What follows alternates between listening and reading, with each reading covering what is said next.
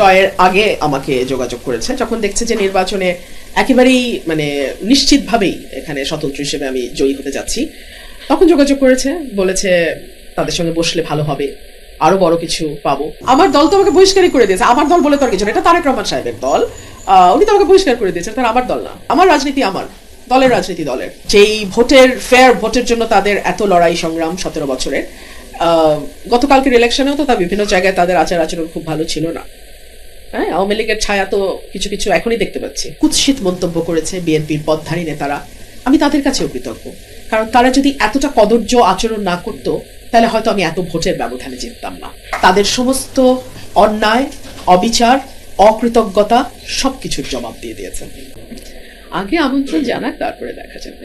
আমি শুভেচ্ছা জানাই যারাই ভালো ফলাফল করেছে, দল হোক ব্যক্তি হোক, যারাই ভালো ফলাফল করেছে, ডেফিনেটলি তাদের প্রতি আমার শুভেচ্ছা থাকবে এবং আশা করব প্রত্যেকেই তার অবস্থান থেকে তার শপথ অনুযায়ী তার যে দায়িত্ব এবং কর্তব্য সেটা তারা পালন করবে। ঘরের মেয়ে, আমি তো ঘরের মেয়ে হলাম ব্রাহ্মণবাড়িয়ার, আমি তো ঘরেই আছি, ঘরের মেয়ে তো বাইরে যায়নি। আমি যদি গিয়ে সিলেটে নির্বাচন করতাম তাহলে বলতেন ঘরের মেয়ে বাইরে গেছে।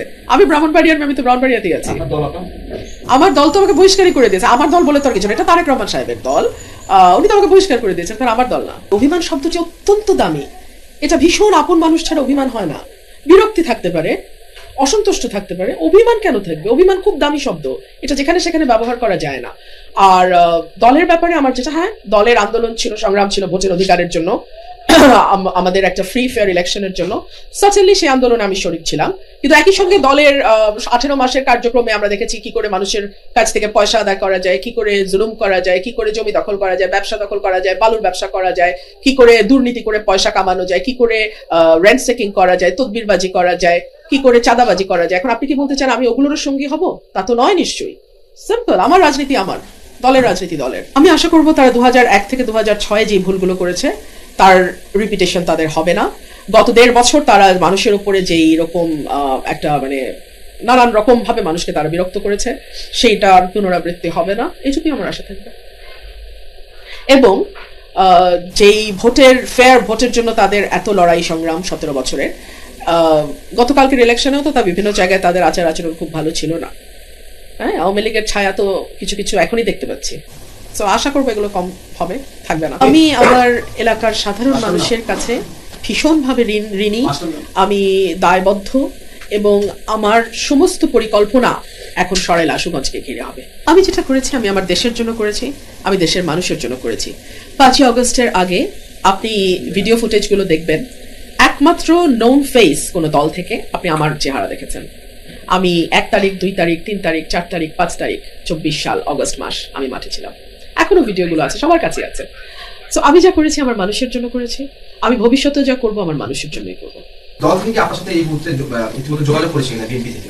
জয়ের পরে করেনি, জয়ের আগে আমাকে যোগাযোগ করেছে যখন দেখছে যে নির্বাচনে একেবারেই নিশ্চিতভাবেই এখানে স্বতন্ত্র হিসেবে আমি জয়ী হতে যাচ্ছি, তখন যোগাযোগ করেছে, বলেছে তাদের সঙ্গে বসলে ভালো হবে, আরো বড় কিছু পাবো, এমপির চেয়েও বড় কিছু পাবো, মন্ত্রিত্ব আর কি হতে পারে। আমি না বলে দিয়েছি, আমি বলেছি 12 তারিখের পর যদি কথা হয় 12 তারিখের পর হবে। গতকালকে রাতেও দেখলাম কেউ কেউ ফোন দিয়েছে, হয়তো অভিনন্দন জানানোর জন্যই দিয়েছে, জানি না আমি, তবে সেই ব্যাপারে আসলে আমার কোনো আগ্রহ নাই। এমনকি আমি বলছিলাম যে যারা আমাকে ভোট দিয়েছে, যারা আমার পেছনে শ্রম দিয়েছে, যারা দিনের পর দিন রাতের পর রাত না ঘুমিয়ে কাজ করেছে এবং যারা আমাকে অর্থ সাহায্য করেছে, যারা মোটামুটি আমার এই মাঠটাকে গত 1.5-2 বছর ধরে প্রস্তুত করেছে। আমার এই ইলেকশনের প্রস্তুতি কিন্তু 22 দিন বা 25 দিনের প্রস্তুতি না, এই প্রস্তুতি আমার 5ই আগস্টের পর থেকে আমি প্রতি সপ্তাহে অন্তত 4-5 দিন এলাকায় থাকতাম। সো এই প্রস্তুতি অনেক আগের প্রস্তুতি এবং এটা আমার নেতা কর্মীদের প্রস্তুতি। সো এই জয়টা আমার না, এই জয়টা আমার ভোটারের। আর যারা আমাকে ভোট দেয়নি, আমার ব্যাপারে অশালীন কুৎসিত মন্তব্য করেছে বিএনপির পদধারী নেতারা, আমি তাদের কাছেও কৃতজ্ঞ, কারণ তারা যদি এতটা কদর্য আচরণ না করতো তাহলে হয়তো আমি এত ভোটের ব্যবধানে জিততাম না। মানুষ ব্যালটে তাদের সমস্ত অন্যায়, অবিচার, অকৃতজ্ঞতা সবকিছুর জবাব দিয়ে দিয়েছেন। করেছি আমি আমার দেশের জন্য করেছি, আমি দেশের মানুষের জন্য করেছি।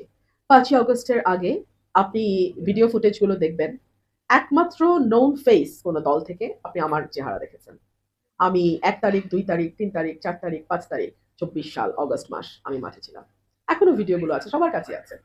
তো আমি যা করেছি আমার মানুষের জন্য করেছি, আমি ভবিষ্যতে যা করব আমার মানুষের জন্যই করব। জয়ের পরে করেনি। জয়ের আগে আমাকে যোগাযোগ করেছে। যখন দেখছে যে নির্বাচনে একেবারেই মানে নিশ্চিতভাবেই এখানে স্বতন্ত্র হিসেবে আমি জয়ী হতে যাচ্ছি। তখন যোগাযোগ করেছে। বলেছে তাদের সঙ্গে বসলে ভালো হবে। আরো বড় কিছু পাবো। মানে এমপির চেয়েও বড় কিছু পাবো। মন্ত্রিত্ব আর কি হতে পারে? আমি না বলে দিয়েছি। আমি বলেছি ১২ তারিখের পর যদি কথা হয় ১২ তারিখের পর হবে।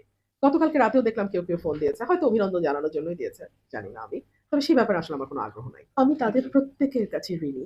এমনকি আমি বলছিলাম যে যারা আমাকে ভোট দিয়েছে, যারা আমার পেছনে শ্রম দিয়েছে, যারা দিনের পর দিন, রাতের পর রাত না ঘুমিয়ে কাজ করেছে এবং যারা আমাকে অর্থ সাহায্য করেছে, যারা মোটামুটি আমার এই মাঠটাকে গত ১.৫-২ বছর ধরে প্রস্তুত করেছে। আমার এই ইলেকশনের প্রস্তুতি কিন্তু ২২ দিন বা ২৫ দিনের প্রস্তুতি না। এই প্রস্তুতি আমার ৫ই অগাস্টের পর থেকে আমি প্রতি সপ্তাহে অন্তত ৪-৫ দিন এলাকায় থাকতাম। সো এই প্রস্তুতি অনেক আগের প্রস্তুতি এবং এটা আমার নেতাকর্মীদের প্রস্তুতি। সো এই জয়টা আমার না, এই জয়টা আমার ভোটারের। আর যারা আমাকে ভোট দেয়নি, আমার ব্যাপারে অশালীন, কুৎসিত মন্তব্য করেছে বিএনপির পদধারী নেতারা, আমি তাদের কাছেও কৃতজ্ঞ। কারণ তারা যদি এতটা কদর্য আচরণ না করত, তাহলে হয়তো আমি এত ভোটের ব্যবধানে জিততাম না। মানুষ ব্যালটে তাদের সমস্ত অন্যায়, অবিচার, অকৃতজ্ঞতা সবকিছুর জবাব দিয়ে দিয়েছে। আমি যেদিন এই গ্রামগুলোতে আমি ভিজিট করেছি, আমি কয়েকবার জয়দেরকান্দি, তেলিকান্দি কয়েকবার গেছি। নৌকা করে যেতে হয় এবং তারপরে অটো। আর যেদিন আমি গেছি রাজাপুর, রানীদিয়া ওইদিকে, আমার মনে হয়েছে যে আমি বোধহয় মানে সভ্য জগতের বাইরে একটা মানে এসে পড়েছি। মানুষ এত বঞ্চিত, এত অবহেলিত। এই মানুষগুলোর জন্য আমার অনেক কাজ করতে হবে, অনেক কাজ করতে হবে। সরাইলটা কিছু মানুষের হাতে অলওয়েজ বন্দী থাকে এবং এই মানুষগুলো এই দাঙ্গাটা হতে দেয় কারণ তাহলে তাদের কিছু লাভ হয়।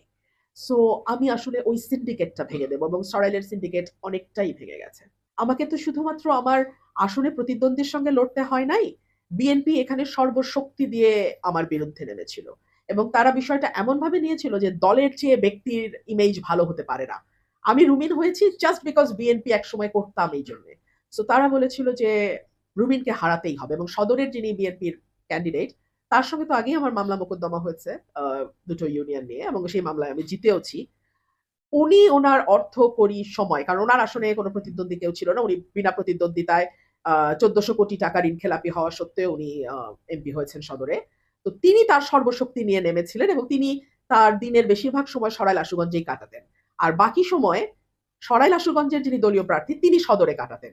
সো এটা মোটামুটি একটা বিরাট সিন্ডিকেট এগেনস্ট রুমিন। কিন্তু দেখুন মানুষের শক্তির কাছে সকল কিছু তুচ্ছ। প্রশাসন তুচ্ছ, দল তুচ্ছ, সিন্ডিকেট তুচ্ছ, টাকা তুচ্ছ।